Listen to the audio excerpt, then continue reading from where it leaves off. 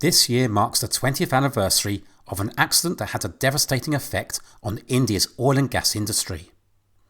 On 25th of July 2005, a seemingly minor incident triggered a chain of events that eventually led to a major accident that would ultimately become India's worst ever offshore disaster.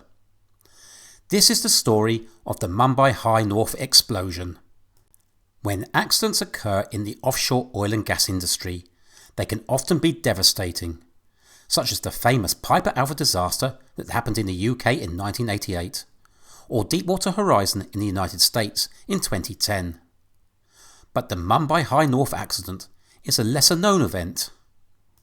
The Mumbai High North platform was part of the complex used for production from the Mumbai High oil field, owned and operated by India's state-owned Oil and Natural Gas Corporation, ONGC.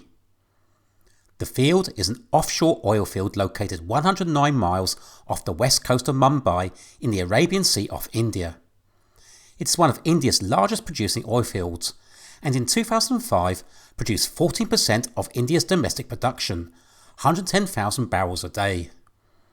The complex consisted of 4 bridge-linked platforms: NA, a wellhead platform built in 1976, MHF, an accommodation platform built in 1978, MHN, the production platform built in 1981, and MNW, a processing platform housing the gas compression and water injection facilities.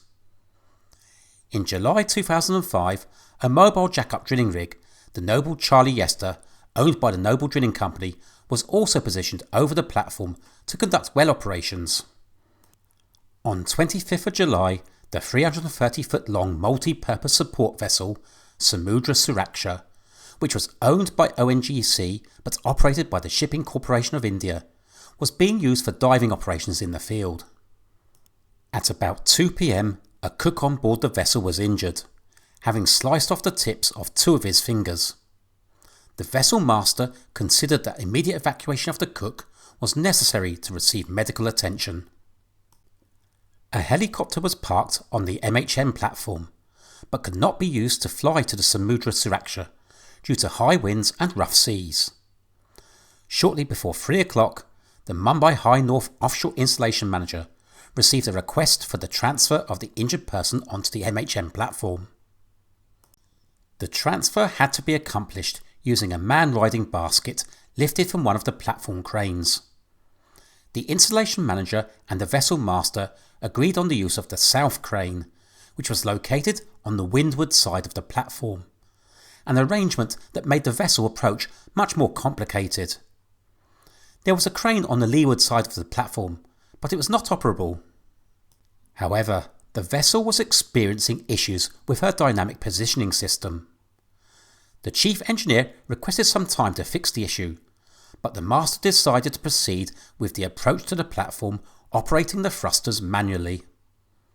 The vessel master struggled with the approach, with wind and waves making the vessel difficult to manoeuvre. The MSV was brought in stern first, and the transfer of the injured chef was able to be completed. But a strong swell suddenly pushed the vessel against the platform. Her helideck collided with one of the export gas risers running down the side of the platform. The risers had been installed outside of the jacket structure, so were vulnerable to ship collisions. There were small structural guards in place, but these were designed for smaller supply vessels, but not larger marine support vessels like this. The impact of the vessel severed the riser, causing an enormous gas release. The release immediately ignited, resulting in a massive jet fire, and flames quickly engulfed the Samudra Suraksha. The fire escalated to further risers which lacked fire protection, and eventually engulfed all the production platform, including its process plant, as well as the accommodation platform MHF. The NA platform and the Noble Charlie Yester were also severely affected by the thermal radiation. Within 2 hours from the fire onset, the MHN structure collapsed into the sea. At the time of the accident, there were 384 persons on the complex, including the Samudra Suraksha and Noble Charlie Yester. Of these, 362 were rescued over the next 15 hours. But tragically, 22 workers perished, of which 11 bodies were recovered, but 11 more are still missing to this day. The severity of the fire hampered the evacuation and rescue efforts. Only 2 out of the 8 lifeboats of the complex were launched, and only 1 out of its 10 life rafts. Another marine support vessel, the Samudra Prabha, was in the field at the time of the accident, and was among the first to provide assistance to the emergency operations. She started firefighting operations using her fire monitors, and also assisted survivors. Many of the survivors had to escape by jumping directly into the sea. The Indian Navy and various supply boats also participated in the emergency and rescue operations.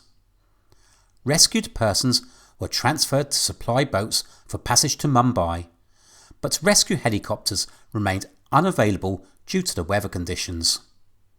The Samudra Suraksha, which was badly fire damaged, was also evacuated, but 6 divers who were in a saturation chamber on board the vessel were left on board. After the collapse of the MHM platform, the Prabha eventually shifted its firefighting efforts to the Suraksha, and the 6 divers were eventually able to be rescued from the vessel some 36 hours later. An attempt was made to tow the Suraksha to shore, but it sank 4 days later. The whole complex became a total loss, and the field production, as well as Indian energy supply, was impacted for years until a new Mumbai High North complex was built. No official investigation report has been issued publicly by either the Indian authorities or ONGC. However, the Indian government did set up its Oil Industry Safety Directorate, with stronger powers to promote safety in the local offshore oil and gas industry. The accident also led to widespread improvements in the design of offshore installations. Exposed risers, such as those on the Mumbai High North platform, are no longer allowed unless they have adequate protection. For existing platforms that have vulnerable risers, vessels are not allowed to approach from that side of the platform.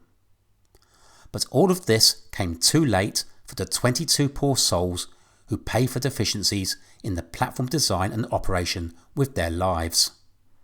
I hope you have found this video interesting. If you have, don't forget to like and subscribe to my channel, and leave a comment on what you think about this accident. And feel free to suggest other topics you would like me to cover. Thank you very much for watching, and stay safe.